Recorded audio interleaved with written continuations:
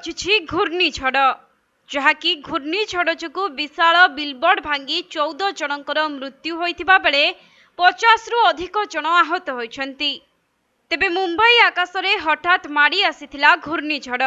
केही किछि बुझिबा आगरु धूलिझड़े अंधकारमय होई जाइथिला परिवेश। आउ एही भयंकर धूलिझड़ प्रभावरे घाटकोपर अंचल एक विशाल बिलबोर्ड भांगी पड़िथिला। तेबे बिलबोर्डटी भांगी एक पेट्रोल पंप उपरे पड़िजिबारु तले थिबा 100 रु अधिक लोक चापी होई जाइथिले।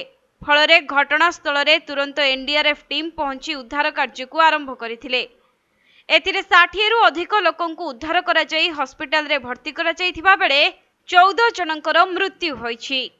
तेबे दुर्घटना परे सेठारे महाराष्ट्र मुख्यमंत्री एकनाथ शिंदे पहुंची उद्धार कार्यर समीक्षा करिसेंती।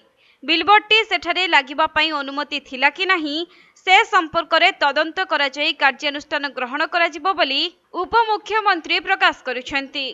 सही भली धूलिझड़ प्रभाव रे वाडालारे थिबा एक लुहारे तियारी विशाल टावर मध्य भांगी पड़िछि। रास्ता कड़े गाड़ी पार्किंग होइतिबा स्थान रे टावरटी भांगी पड़िथिला। धूलिझड़ सांगको मुंबई रे प्रबल वर्षा मध्य होइछि। एथिरे मुख्य रास्ता रे पानी चलिबा परे गाड़ी चलाचल रे बाधा सृष्टि होइछि। फलरे महानगरी रे बहु गछ भांगिबा सह अनेक घरर छात मध्य उड़ाई नेछि। सेपटे कालबैशाखी पई विमान एवं रेल सेवा व्याहत होइतिबा सूचना रहिछि।